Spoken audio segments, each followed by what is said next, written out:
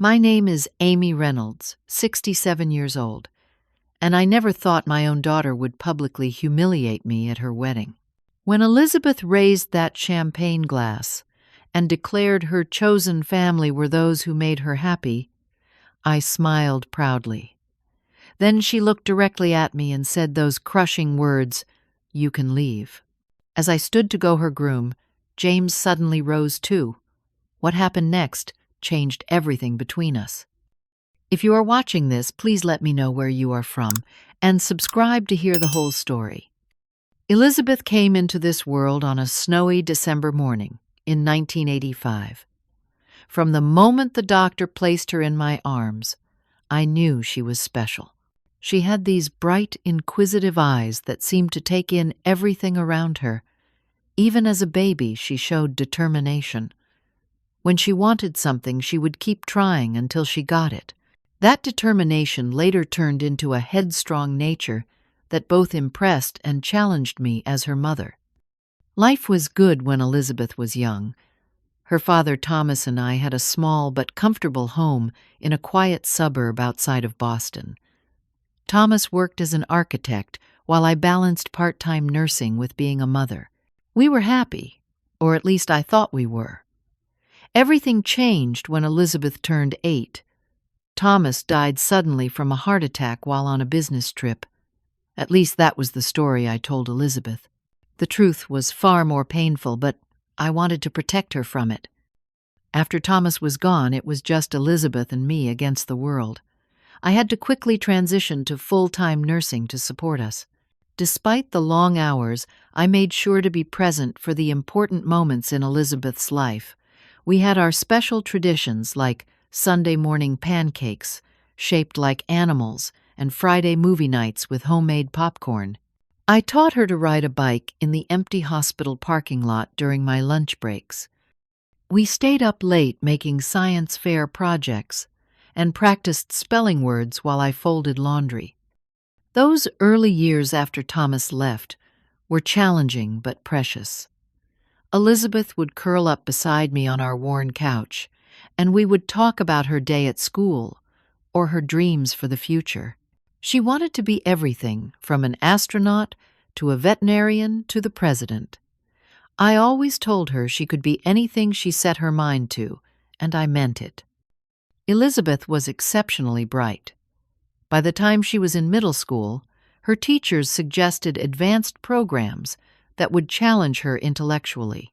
These programs cost money we did not have, but I was determined to give Elizabeth every opportunity. I took extra night shifts and weekend rotations to afford the tuition for a prestigious science academy. I sold my wedding ring to pay for her first computer. Every sacrifice seemed worth it when I saw her excel. The distance between us began almost imperceptibly during her high school years. Elizabeth started spending more time with friends whose parents had more money than we did. She became increasingly aware of the differences between our modest home and their sprawling houses with pools and game rooms. I noticed her embarrassment when friends would visit our small apartment with its second-hand furniture. My job as a pediatric nurse was demanding but fulfilling. The double shifts were exhausting, but they allowed Elizabeth to participate in expensive school trips and extracurricular activities. There were nights I would come home after 16 hours at the hospital to find Elizabeth had already made dinner for us both. Other nights, she would be out with friends, leaving a hastily written note on the counter. I missed our talks, but I told myself this independence was normal for a teenager. When college acceptance letters started arriving, Elizabeth received offers from several prestigious universities. I was so proud of her, but secretly hoped she would choose somewhere close to home. Instead, she selected a university in California as far from Massachusetts as she could possibly get. The day I dropped her off at the airport was the first time I truly felt like I was losing her. During her freshman year, we spoke weekly. She told me about her classes, her roommate, and the beautiful California weather. I shared stories from the hospital updates on our elderly neighbor, Mrs. Patterson, and how I was taking community college classes to advance my nursing career. But as semesters passed, our calls became less frequent. She would forget to call on Sunday evenings as promised, then text days later with a brief apology and a promise to call soon. Those promised calls often never came. Elizabeth spent summers interning at companies in California rather than coming home. I flew out to visit her once, stretching my credit card to its limit to afford the ticket. She seemed annoyed by my presence, scheduling only brief periods of time for us between her work and social commitments. I returned home early, telling her I was needed at the hospital to spare us both the awkwardness of the truth. During her final year of college, Elizabeth called with excitement in her voice that I had not heard in years. She had met someone named James Preston. He was studying business and came from a wealthy family in Connecticut. They had been dating for 6 months before she even mentioned him to me. When I asked why she had waited so long to tell me, she said she wanted to be sure it was serious before introducing him to any family. The way she said family made it clear I was an obligation, not her inner circle. Despite the growing distance, I was genuinely happy that Elizabeth had found someone who made her happy. I asked all the questions a mother should about how they met, what he was like, and if she had met his parents yet. She answered enthusiastically about everything except his family. Later, I would understand why. Our most significant argument came when I called to tell Elizabeth I could not afford to attend her college graduation.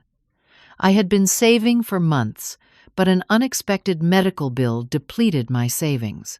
I offered to send a gift instead and promised to watch the ceremony live stream. Elizabeth was furious. She accused me of abandoning her during important moments and suggested I did not care enough to make it work. No explanation about financial realities could penetrate her anger. What Elizabeth never knew was that I had been diagnosed with early-stage breast cancer that year. The medical bills were for my treatments. I chose not to tell her because she was focused on her finals and graduation. I did not want to burden her with worry or guilt.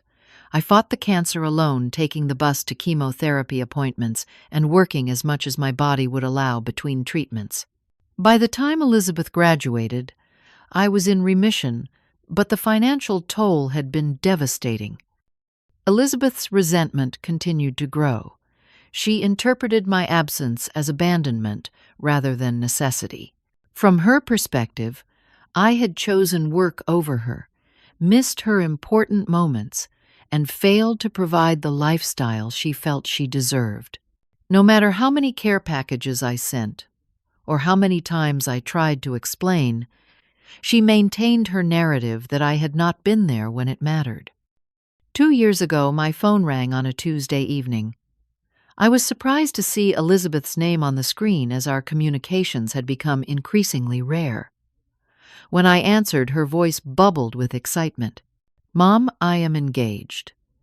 James proposed last weekend in Napa Valley. The ring is beautiful." For a moment, it felt like all the distance between us evaporated. I congratulated her, tears streaming down my face, genuinely happy that my daughter had found love. "I want to help with the wedding planning," I offered immediately. "I have some vacation days saved up. I could fly out to California for a long weekend, and we could look at venues together." I had been putting aside a small amount from each paycheck into what I called my Elizabeth Fund, anticipating she might need support for a major life event someday. Elizabeth hesitated before responding.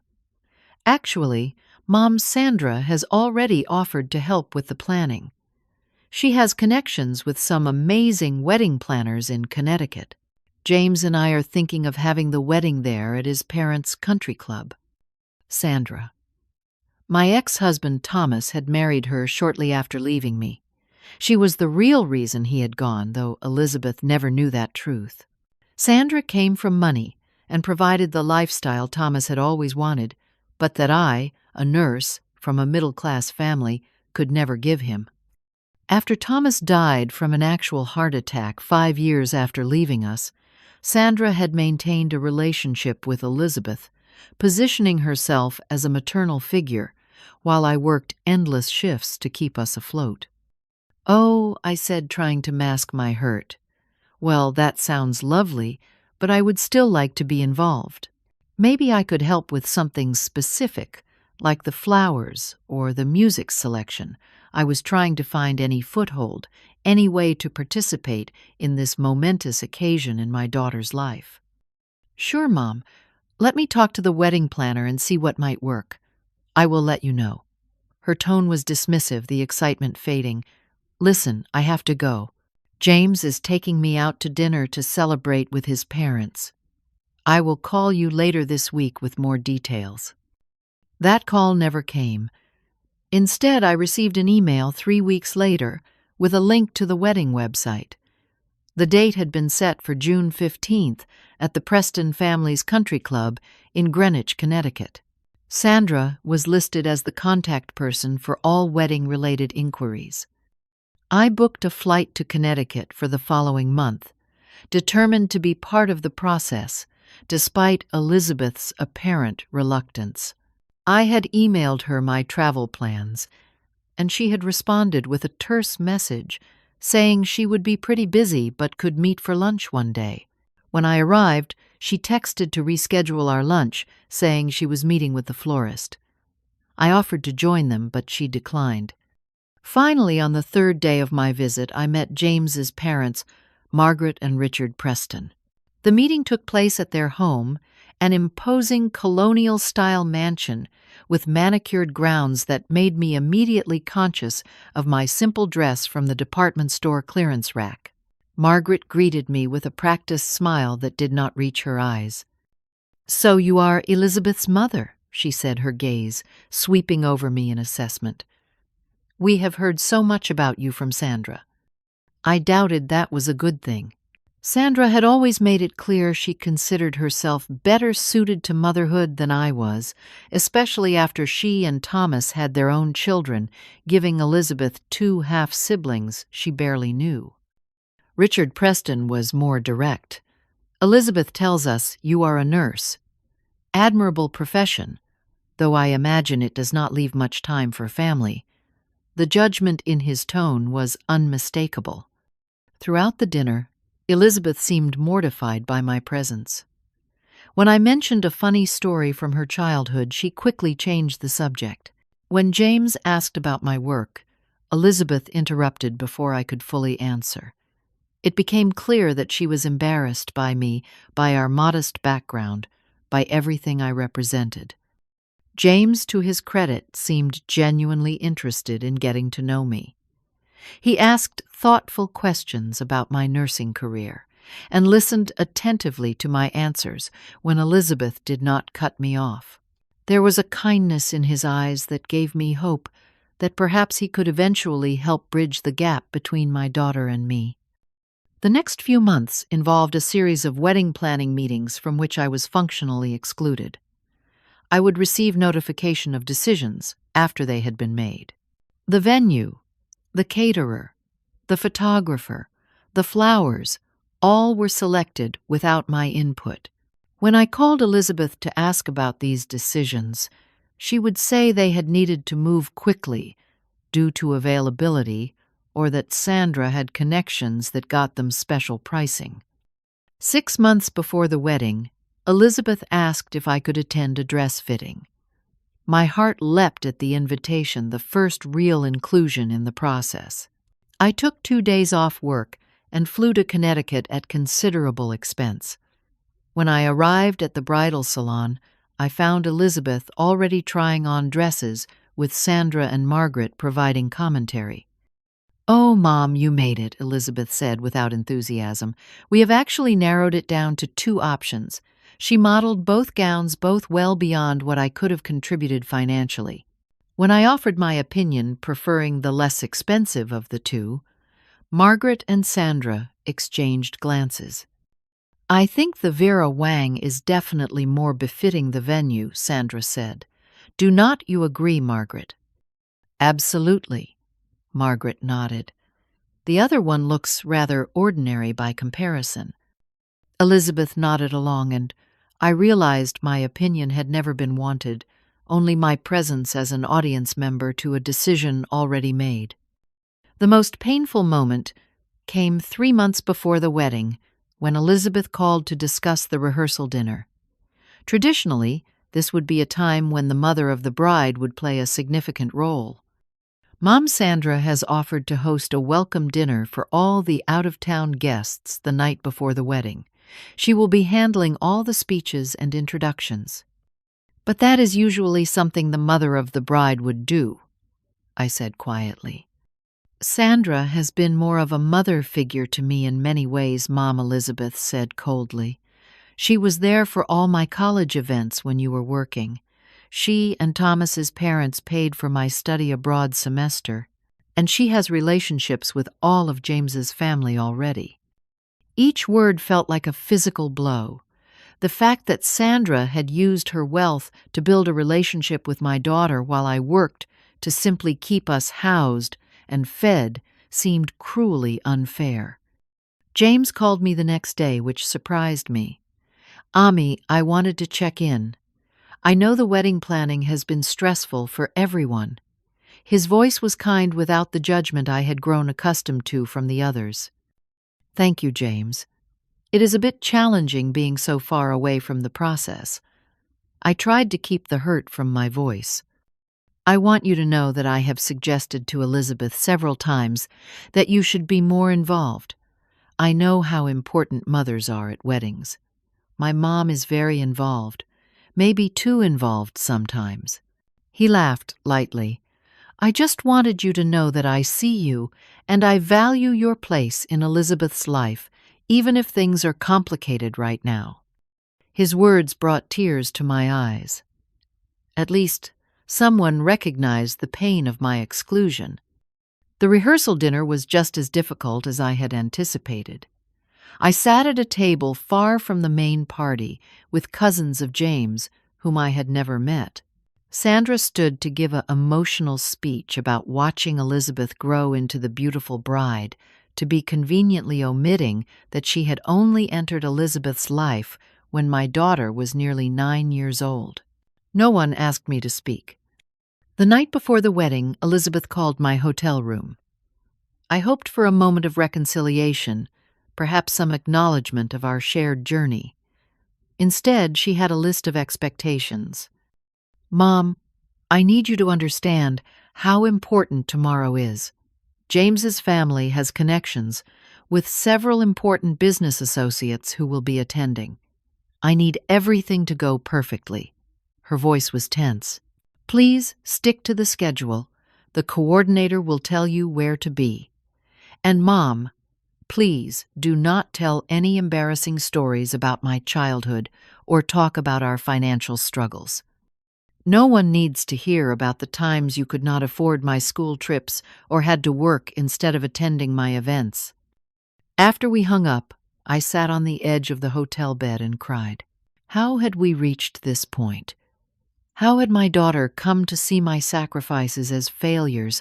I considered not attending the wedding at all, saving myself the pain of further rejection. But I knew I would regret that choice forever. No matter how Elizabeth felt about me now, I was still her mother. I would be there even if only as a spectator to her happiness. I woke up at 5:30 on Elizabeth's wedding day. Sleep had been fitful, my dreams filled with mixed images of Elizabeth as a smiling child and as the cold adult she had become. Still, I felt a flutter of hope.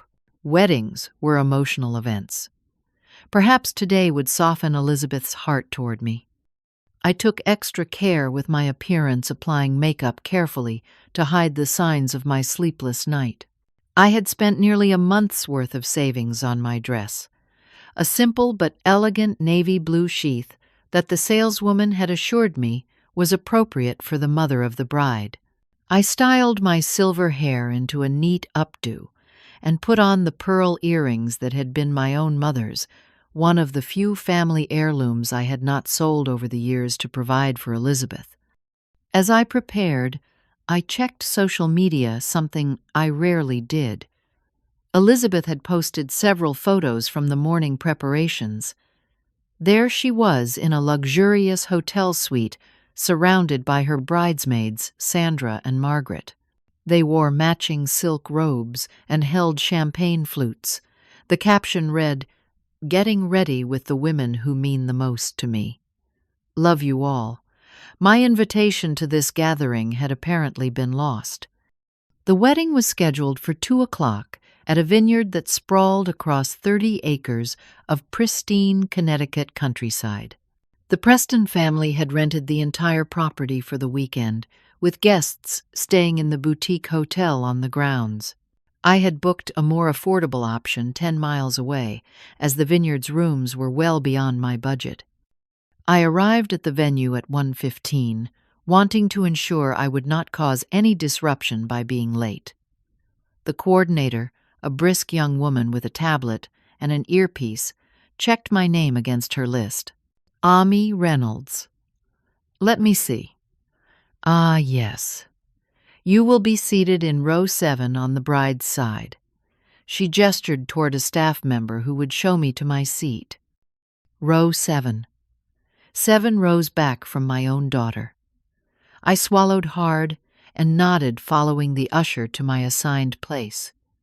The ceremony area was breathtaking, set against rolling hills covered in grapevines. White chairs were arranged in neat rows, with elaborate floral arrangements marking the aisle. Already many of the front rows were filled with elegantly dressed guests. I recognized no one. As I took my seat, I overheard the couple in front of me whispering. "Who is that woman?" the woman asked her companion. "I am not sure," he replied. "Must be a colleague of James's parents, or a distant relative. Elizabeth said her mother was not very involved in her life." Each word was a dagger. I kept my eyes forward, pretending I had not heard, but the pain was intense. To be spoken of as a virtual stranger at my own daughter's wedding seemed almost unbearable. More guests arrived, filling the seats around me. A woman in an expensive-looking floral dress took the seat beside me. She introduced herself as James's aunt from Seattle. When I told her I was Elizabeth's mother, surprise flashed across her face. "Oh, I assumed you would be up front. How unusual."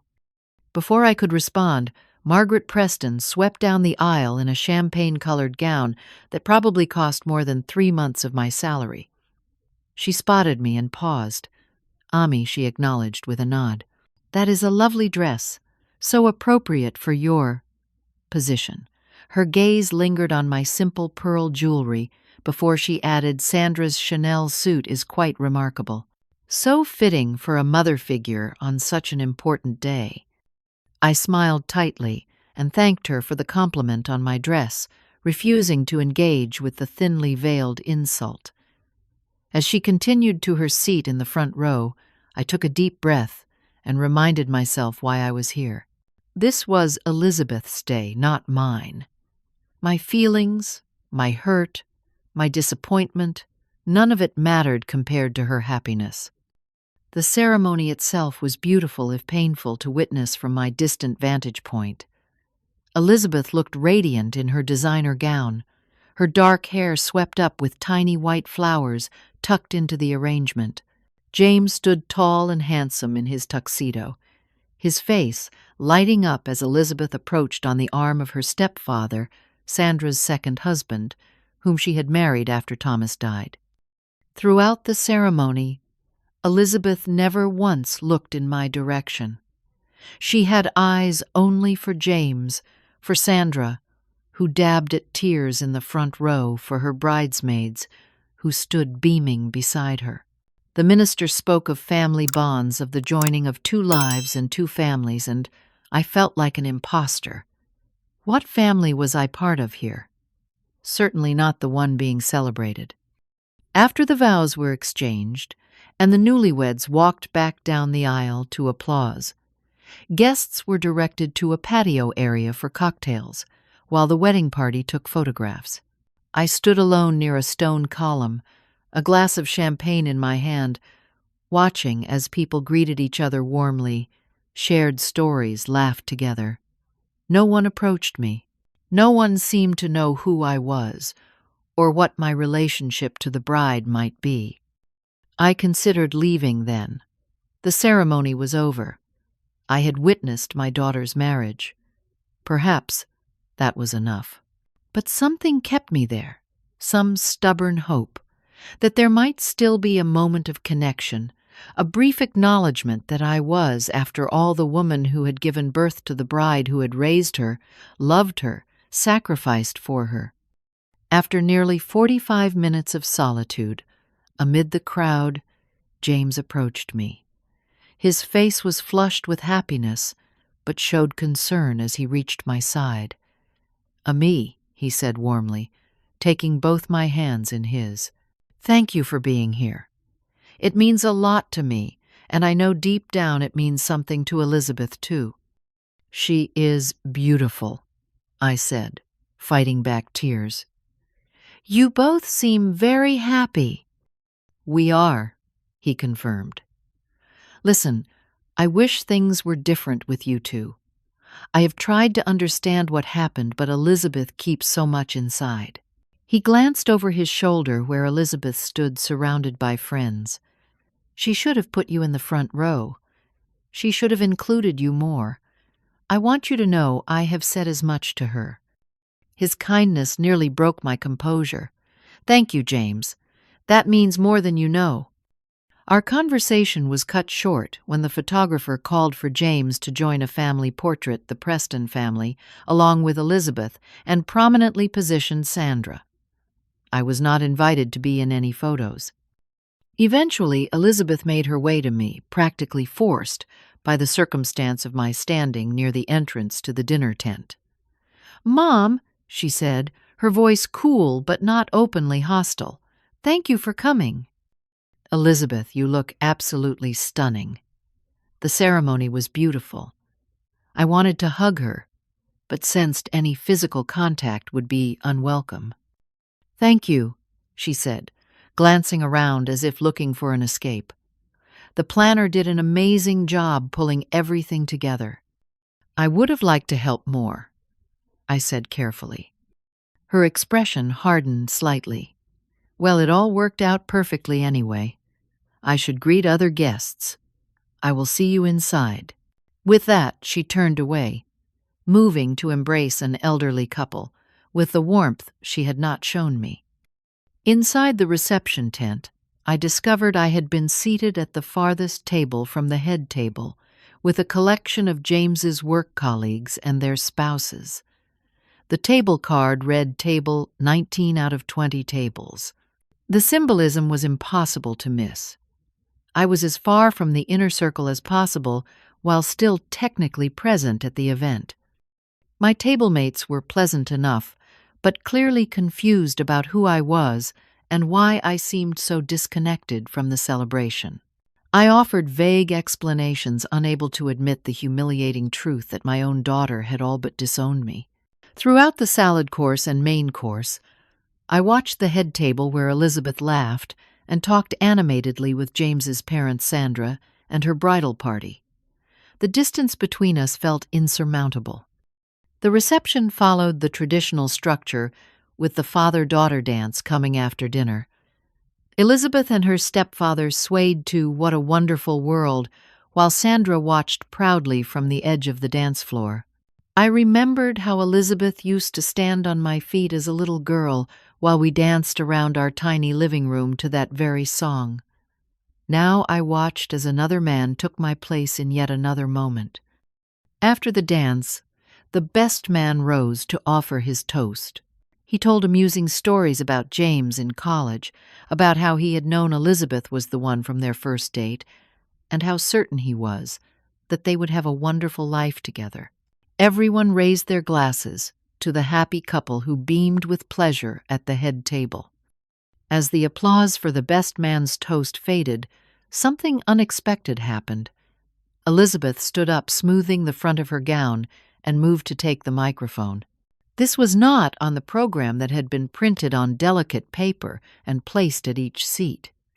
"I want to thank everyone for coming today to celebrate with James and me." She began, her voice clear and confident. "When we were planning this wedding, we talked a lot about family and what that means to us. Both of us believe that family is not just about blood relations or legal ties. It is about the people who show up for you, who support your dreams, who love you consistently." A murmur of appreciation rippled through the crowd. I smiled slightly, thinking perhaps Elizabeth was moving toward a moment of reconciliation, an acknowledgement of all families, including the complicated one she and I shared. Elizabeth continued her gaze, sweeping the room. "James and I are starting our own family today, and we are surrounded by the people who have made us who we are. I am especially grateful for Sandra, who has been the mother I needed during the most important years of my life." She raised her champagne flute toward Sandra, who pressed a hand to her heart in response. My smile faltered. The omission was deliberate and cutting. "As we begin this new chapter," Elizabeth went on, "I want to make a toast to chosen family, to the people who make me happy, who have been there consistently, who have shown me what love and support truly mean." The room erupted in applause. I clapped mechanically, a cold feeling spreading through my chest. Then Elizabeth's eyes found mine across the many tables between us. Her gaze was not warm. It was direct and unflinching as she said the next words clearly into the microphone. "Family means showing up. It means prioritizing the people you claim to love. It means being present, not just when it is convenient, but when it matters most." Her voice hardened slightly. Some people never learned that lesson. The room grew uncomfortably quiet as guests sensed the tension building. I sat frozen, unable to look away from my daughter's accusing stare. To be blunt, Elizabeth continued, her voice carrying in the silent tent.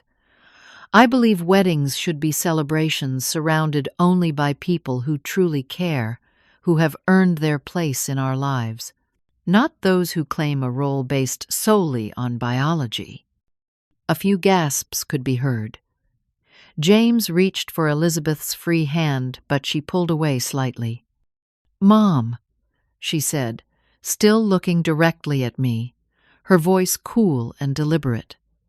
"I invited you today out of obligation, but I realize now that was a mistake. You can leave. This celebration is for family, and you gave up that right long ago." The silence that followed was deafening. Every eye in the room turned to find the subject of this public dismissal. I felt the blood drain from my face as the magnitude of the humiliation washed over me. My daughter had just disowned me in front of 300 wedding guests. For a moment, I could not move. I was transported back to all those nights, working double shifts to afford Elizabeth's school activities to the weekends, spent helping with homework instead of resting to the vacations, never taken so she could have opportunities. I never had. The contrast between my sacrifices and her perception of abandonment was so stark it momentarily paralyzed me. Then mechanically I placed my napkin beside my half-eaten dessert and slowly stood. My legs felt unsteady beneath me. The scrape of my chair seemed abnormally loud in the continued silence. I could hear whispers beginning to ripple through the crowd, could feel the mixture of shock, second-hand embarrassment, and morbid curiosity emanating from the other guests. As I stood, memories flooded through me, intensifying the pain of the moment. Elizabeth's 8th birthday, when I had worked an extra shift for weeks to afford the bicycle she wanted. The night I had sat up with her through a severe asthma attack, monitoring her breathing while simultaneously studying for my nursing certification upgrade. The college application essays I had helped her edit during my brief breaks between shifts. Each memory a contradiction to the narrative she had created of a mother who had not cared enough. I reached for my small clutch purse, moving with as much dignity as I could muster. I would not cry here. I would not give anyone the satisfaction of seeing me break down. I would leave as requested and fall apart in private, as I had done so many times over the years when Elizabeth's rejection had become too painful to bear. As I straightened and prepared to walk out, something unexpected happened. There was another scraping sound, this one from the head table. James had stood up, his chair pushed backward with enough force that it nearly toppled. His face reflected a complex mixture of emotions, shock predominant among them. Elizabeth turned to him, clearly surprised by his movement. "James," she questioned, the microphone still in her hand, capturing her confusion. James did not answer her. Instead, he looked directly at me, standing isolated and humiliated in the midst of hundreds of strangers. His expression shifted from shock to determination. Without a word to his new wife, he stepped away from the head table and began walking across the reception area, making his way through the maze of tables toward me. Elizabeth's face registered disbelief. "James, what are you doing?" Her amplified voice held a note of panic now. The room remained in stunned silence as the groom in his wedding tuxedo continued his purposeful walk toward his mother-in-law. Guests exchanged glances of confusion and uncomfortable anticipation. No one seemed to know what was happening or what would come next.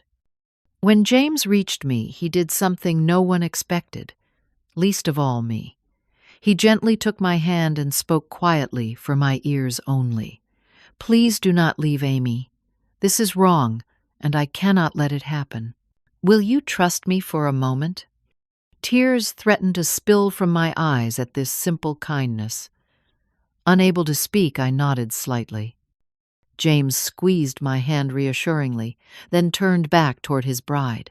With gentle pressure, he encouraged me to walk with him back toward the head table and the microphone that Elizabeth still held in her increasingly unsteady hand. The looks on the guests' faces as we passed ranged from confusion to discomfort to morbid fascination. No one had expected the wedding reception to include this kind of drama. The perfect society wedding had just taken a very unexpected turn. Elizabeth's expression shifted from confusion to something approaching betrayal as she watched her new husband escort her estranged mother back toward the center of the celebration she had just tried to remove me from. The champagne flute in her other hand trembled slightly. As we approached, I could hear Sandra's sharp intake of breath and see Margaret Preston's face harden with disapproval. Whatever James was about to do, it clearly was not part of anyone's carefully orchestrated plan for this day. James reached the head table with me still at his side. With gentle deference, he took the microphone from Elizabeth's hand. She released it reluctantly, her eyes wide with confusion and the beginnings of anger. The room remained in hushed anticipation, 300 guests frozen in a collective moment of discomfort and fascination. "I apologize for the interruption." James began, his voice steady despite the obvious tension. "But there are some things that need to be said. Things I have been trying to express privately, but now must address publicly." He looked directly at Elizabeth, whose face had flushed with a combination of embarrassment and indignation. "Elizabeth, my love," he continued when we talked about our wedding, "we agreed it would be a celebration of family of love in all its forms. But what just happened does not reflect the values we said we shared." His voice was gentle but firm. Family is indeed about showing up, but it is also about understanding forgiveness and looking beyond our own perspectives. Elizabeth shook her head slightly, a warning in her eyes. James acknowledged her discomfort with a small nod, but continued speaking. "Many of you do not know Amy Reynolds, Elizabeth's mother. You might have wondered why she was seated so far from the celebration, or why she has not been mentioned in speeches. You might have just witnessed her public dismissal and assumed there must be a valid reason, some terrible thing she did to deserve such treatment. The room was utterly silent now. I felt simultaneously exposed and defended in a way I had never experienced. The truth is more complicated than that, James continued, and it is a truth I learned only by seeking it out myself. He glanced at me with an encouraging smile before addressing the room again. 3 months ago, I went to visit Amy in Massachusetts without telling Elizabeth. I wanted to understand the rift between them, to see if there was any way to heal it before our wedding. Elizabeth's expression changed to shock. You, what she whispered, though. The microphone did not catch her words. What I discovered was not what I expected, James went on. I found a woman who has worked as a pediatric nurse for 35 years, often taking double shifts to provide opportunities for her daughter. A woman who keeps every card, every school photo, every achievement of her daughters displayed proudly in her modest home. A woman who speaks of her daughter with nothing but pride and love, despite years of rejection. I felt tears welling in my eyes as James spoke. I had never expected anyone to see me, to truly see the love and sacrifice that had defined my relationship with Elizabeth. During my visit, Ami showed me a box of letters, James said, his voice softening. Dozens of letters she had written to Elizabeth during her college years. Letters filled with encouragement, news from home, and always expressions of love and pride. Letters that were returned unopened, or in many cases never acknowledged at all. A murmur ran through the crowd. Elizabeth's face paled slightly, her eyes darting toward Sandra, who looked decidedly uncomfortable. Elizabeth did not know that her mother's sold family heirlooms passed down for generations to help pay for this very wedding, James continued. An anonymous contribution that Ami asked the wedding planner never to reveal because she did not want her daughter to feel obligated to include her more in the planning. Elizabeth's eyes widened at this revelation, her gaze finally meeting mine with the first hint of uncertainty. James's voice grew even more gentle as he delivered the next part. And Elizabeth did not know that the real reason her mother missed her college graduation was not indifference or prioritizing work, but because Amy was undergoing chemotherapy for breast cancer, a diagnosis, she kept secret so as not to distract her daughter during her final exams and graduation. Audible gasps echoed through the tent. Elizabeth's hand flew to her mouth, her eyes filling with tears as she stared at me in disbelief. "Cancer," she mouthed silently. "Yes," James confirmed, though she had not spoken aloud. "Your mother faced cancer alone, taking the bus to treatments between shifts because she did not want to burden you with worry. She scheduled her treatments around your calls, so you would never suspect she was ill." Tears were now flowing freely down Elizabeth's cheeks. The protective wall of resentment she had built was beginning to show cracks. "I am sharing these things not to make anyone feel guilty," James clarified, "but because I believe marriages should be built on truth and understanding. Elizabeth, you have built a narrative about your mother that is not complete. There are pieces of this story you have never allowed yourself to hear." He turned to face me fully now. "Ami has never defended herself against the accusations of neglect or absence. She has accepted the role assigned to her, believing perhaps that your happiness was more important than the truth. That is what parents do sometimes. They absorb pain to protect their children, even adult children." The tent was so quiet you could hear the distant sounds of the vineyard's nighttime insects beginning their evening chorus. James turned back to address his stunned bride. "When you and I met, you told me, Your mother had essentially abandoned you emotionally, that she chose work over being present for important moments. I accepted that as your truth.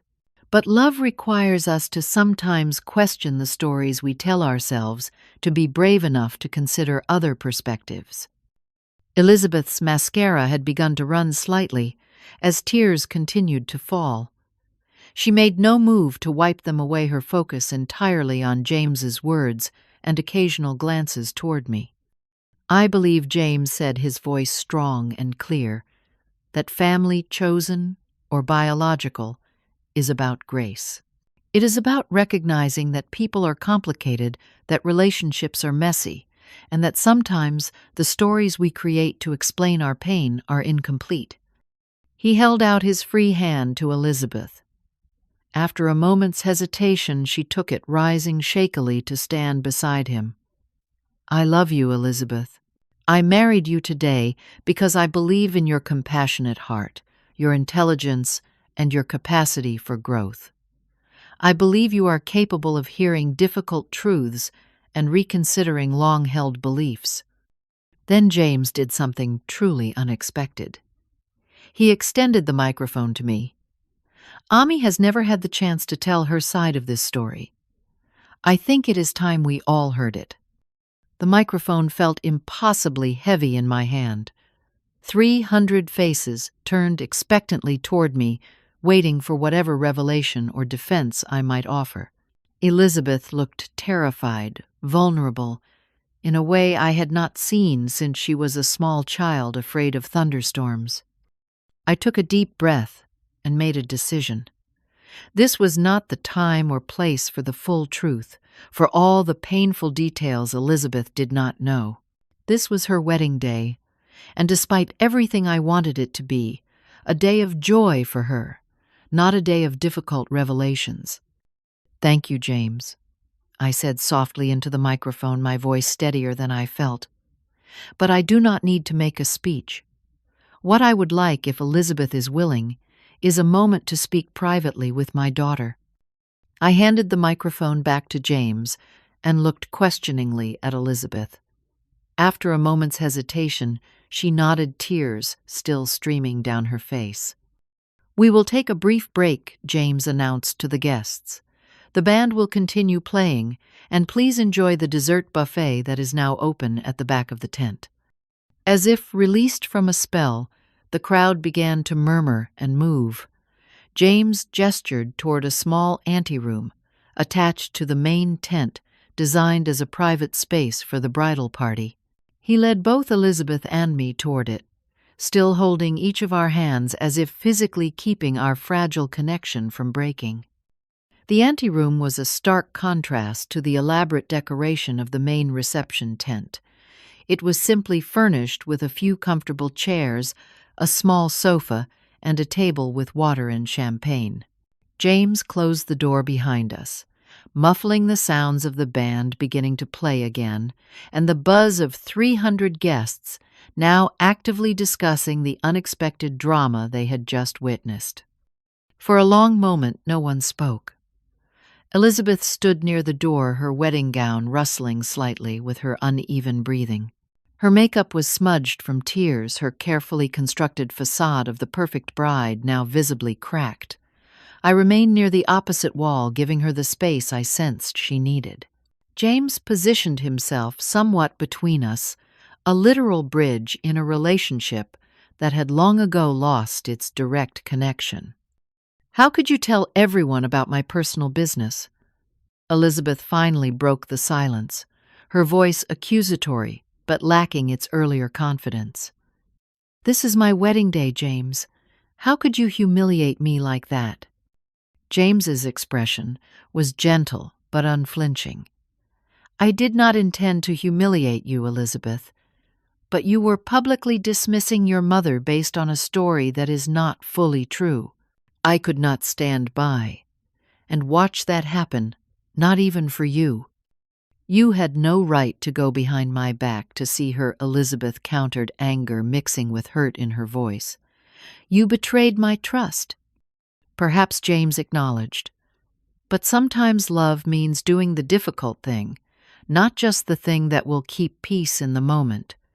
Elizabeth turned her attention to me, then her eyes still bright with tears and confusion. Is it true? About the cancer? About the money for the wedding? I nodded slowly. Yes, both are true. Why would you not tell me you were sick? Her voice cracked slightly. I had a right to know that. You were finishing your degree. It was a crucial time in your life. I did not want to burden you with my problems. I kept my voice gentle, aware of how fragile this moment was. And truthfully, by then, there was already so much distance between us. I was not sure you would even care. The words hung in the air between us, heavy with years of accumulated pain on both sides. That is not fair, Elizabeth said, though, with less conviction than before. Of course I would have cared. You are my mother. She paused, then asked more quietly, Are you okay now? Is the cancer gone? Yes, I assured her. I have been in remission for 5 years. The prognosis is very good.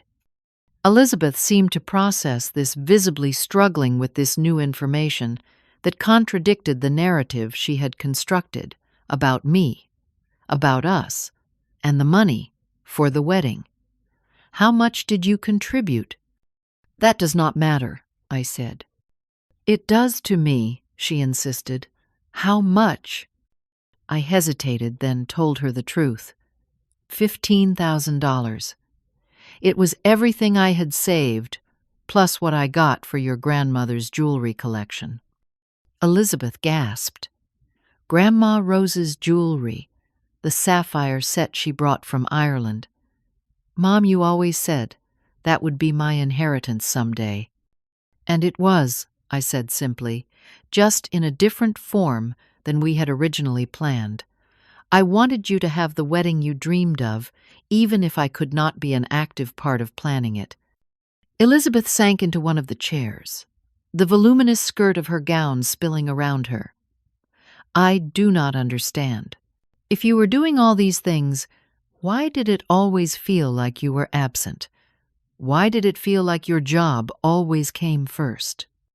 This was the crux of it all, the fundamental misunderstanding that had driven us apart for so many years. I took a tentative step closer, choosing my words carefully. After your father left, everything fell on my shoulders. The mortgage, the bills, your education, all of it. I took every shift I could get because I was determined you would have opportunities I never had. I wanted college to be an option for you. I wanted you to be able to participate in activities with your friends, to have the right clothes, the right experiences. I paused, gathering courage for the harder truths. But it meant I missed things. School plays, parent-teacher conferences, weekend trips. I know that hurt you. Sandra never missed anything, Elizabeth said, but the accusatory edge had softened slightly. She was always there when Dad had custody weekends. Sandra had resources I did not have, I said carefully. She did not have to work. She had family money, household help, and she had. I hesitated, unsure how much of the full truth Elizabeth was ready to hear. She had what Elizabeth pressed. I took a deep breath. She had a vested interest in replacing me in your life, in making sure you saw her as the better mother. Elizabeth frowned confusion, replacing some of the anger in her expression. What do you mean? Why would she care about that? James, who had been quietly listening, moved to sit beside Elizabeth, taking her hand. Maybe it is time for the whole truth, Amy, he said gently, about everything. I nodded, acknowledging he was right. Half-truths had damaged this relationship for too long. Elizabeth, there are things about your father and about our divorce that you do not know. Things I kept from you because I thought it would be easier for you to have a good relationship with him if you did not know the circumstances of why he left. What circumstances? Elizabeth asked, a new wariness in her voice. Dad said you grew apart, that you were always working and had no time for marriage.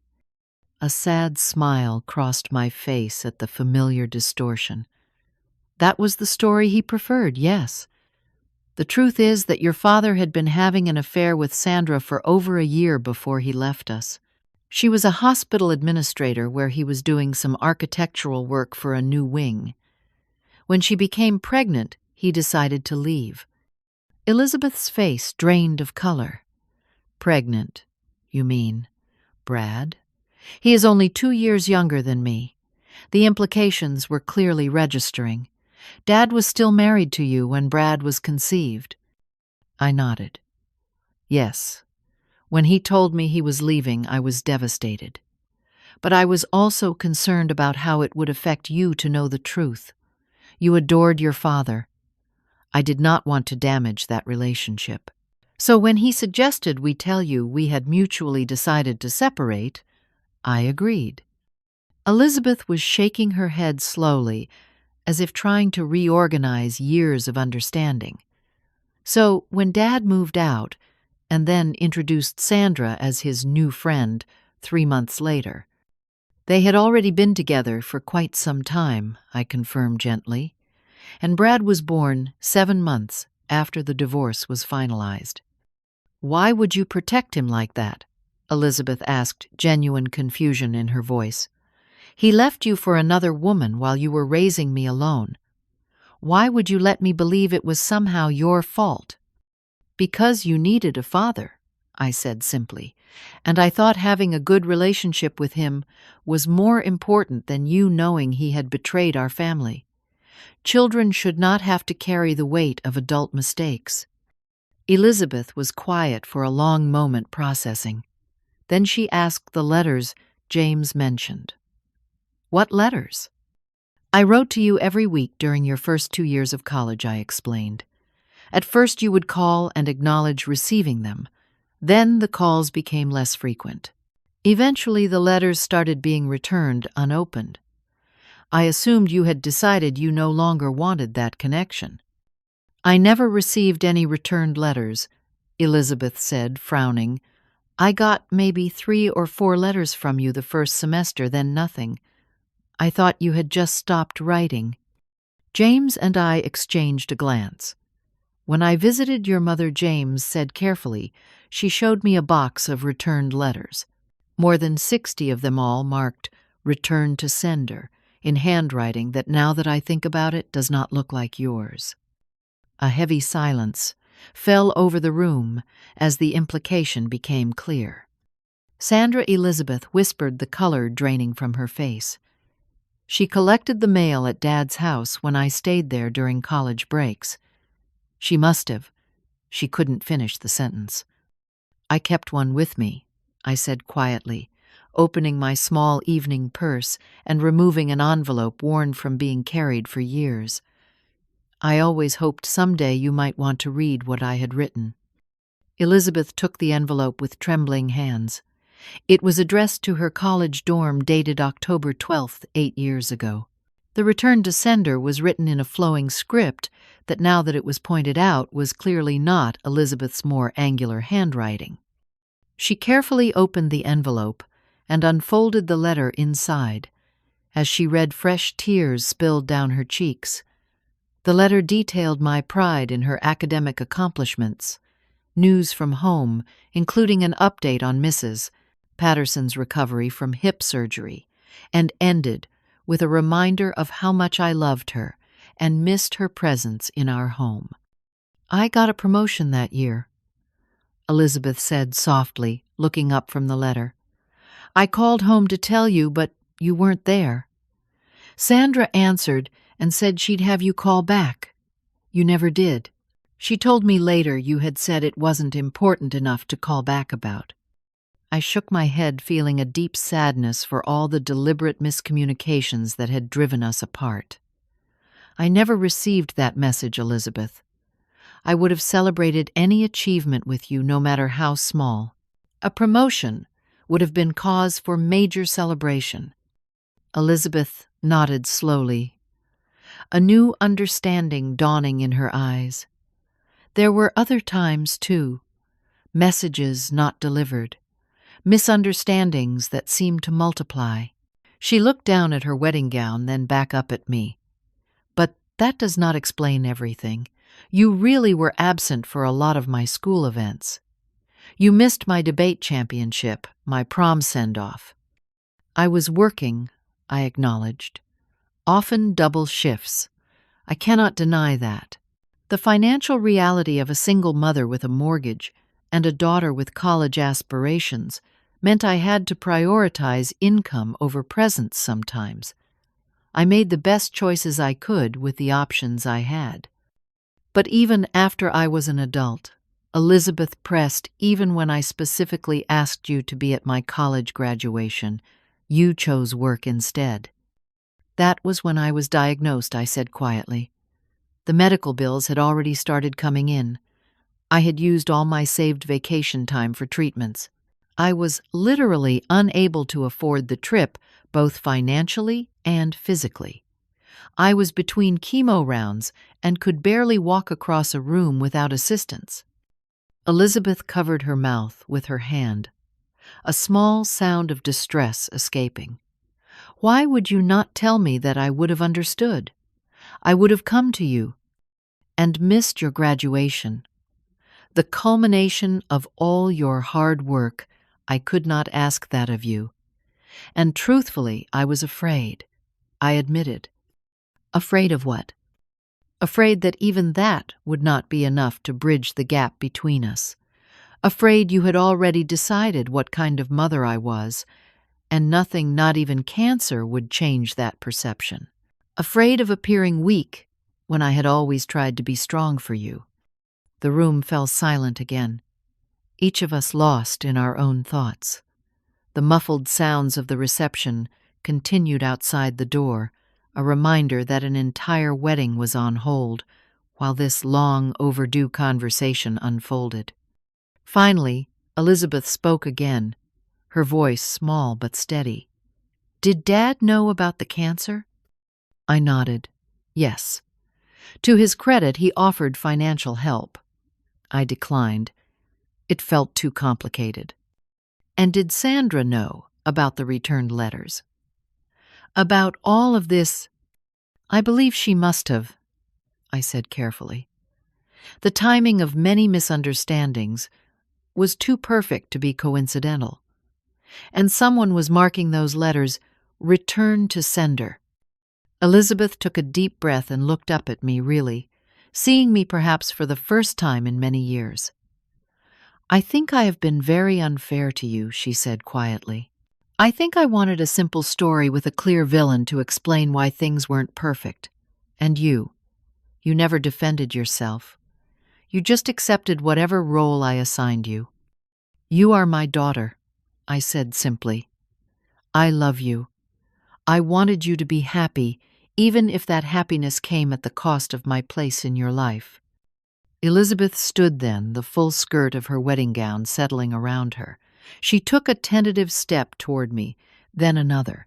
I think she said slowly that I need to hear more about these things, about what really happened all those years. Not today, but soon. I nodded hope, cautiously unfurling in my chest. Whenever you are ready. Elizabeth took another step, closing the distance between us. I said horrible things to you, just now in front of everyone. I do not know if you can forgive that. I already have, I told her honestly. Tears welled in her eyes again. I do not deserve that forgiveness. That is what makes it forgiveness, Elizabeth. It is not earned. It is given freely because of love.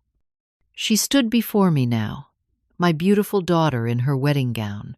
Her makeup smudged her carefully constructed narrative about her life in pieces around her.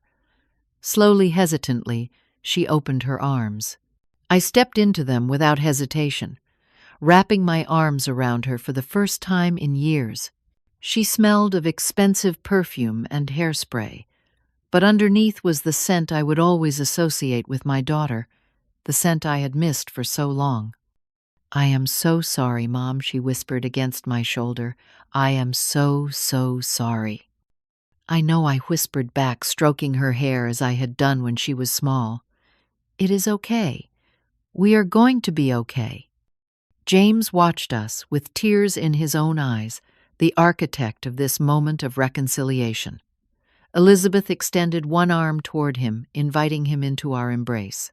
As the three of us stood there holding each other, I felt something long broken begin the first tentative steps toward healing.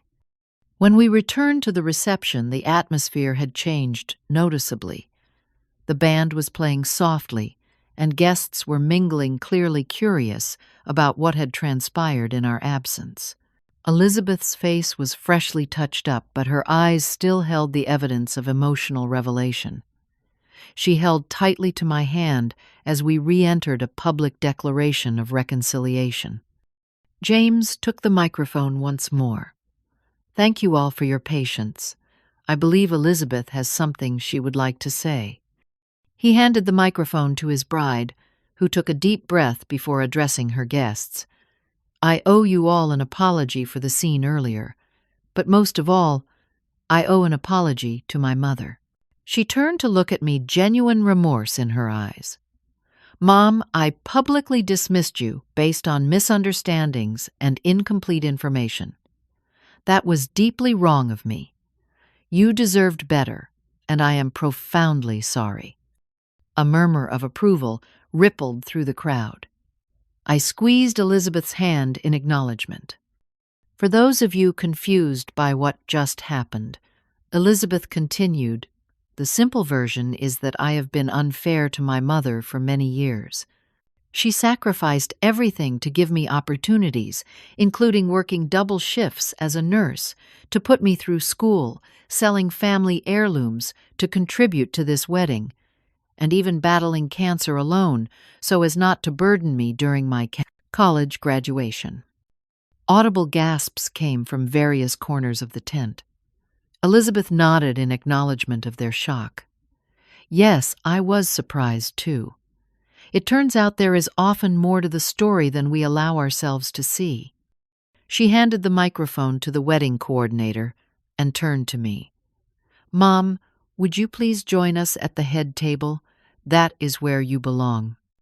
As we made our way to the front of the room, I noticed Sandra gathering her purse and shawl her face, a mask of controlled fury. She whispered something to Elizabeth's half-brother Brad, who looked confused but nodded.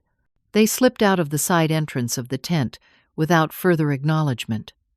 The coordinator quickly adjusted the seating arrangement, bringing an additional chair to the head table. I found myself seated beside Elizabeth, where Sandra had been just an hour earlier. The symbolism was lost on no one. As the evening continued, the band announced it was time for the mother-daughter dance. "We do not have one planned," Elizabeth told them, a flush of embarrassment coloring her cheeks. "Actually," James interjected, "I took the liberty of adding it to the schedule this morning. If that is okay with both of you." Elizabeth looked at me questioningly. I nodded, too emotional to speak. We moved to the center of the dance floor as the opening notes of "What a Wonderful World" began to play, the very song that had reminded me earlier of dancing with Elizabeth in our living room. "You remembered," I whispered, as we began to sway to the music. "James must have," Elizabeth said softly. "But yes, I remember too. You would let me stand on your feet, and we would dance around the coffee table. After your father left, I recalled it was our Friday night tradition." Along with making those terrible microwave s'mores, Elizabeth added a genuine smile breaking through her emotional expression. "They were pretty bad," I agreed, returning her smile. As we danced, I saw Margaret Preston watching, with a pinched expression, clearly displeased by the turn of events. Richard Preston, however, nodded to me with what appeared to be newfound respect. James beamed from the sidelines, clearly proud of facilitating this reconciliation. When the song ended, the guests applauded enthusiastically, many wiping away tears at witnessing the unexpected reconciliation. The remainder of the reception felt markedly different from its beginning. Elizabeth kept me by her side, as she introduced me to friends and colleagues, no longer embarrassed by my presence or my background.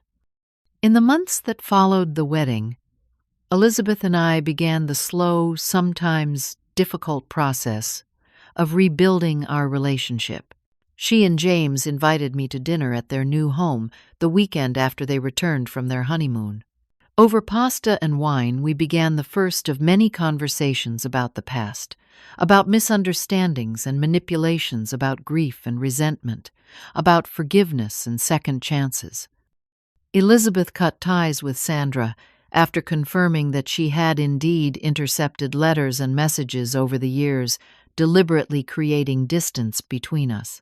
Her relationship with her father became more complicated as she processed the truth about his departure from our family, but they eventually established a more honest connection based on who they actually were rather than the sanitized version of history they had maintained. James became an unexpected bridge between us, his compassionate nature and diplomatic skills, helping to navigate conversations that might otherwise have become heated or defensive. He never took sides, instead encouraging both of us to listen more deeply to each other. I developed a genuine appreciation for the man my daughter had chosen, recognizing that his intervention at the wedding had been an act of true love for both Elizabeth and for me. 6 months after the wedding, Elizabeth called with news that she was pregnant. "We want you involved in our child's life, Mom." She told me, her voice warm with sincerity. "James and I both want our baby to know their grandmother, to benefit from your wisdom and your love." I found myself crying happy tears, overwhelmed by the prospect of being a grandmother and by the healing that made this inclusion possible. "I would like that very much," I managed to say, through my emotion.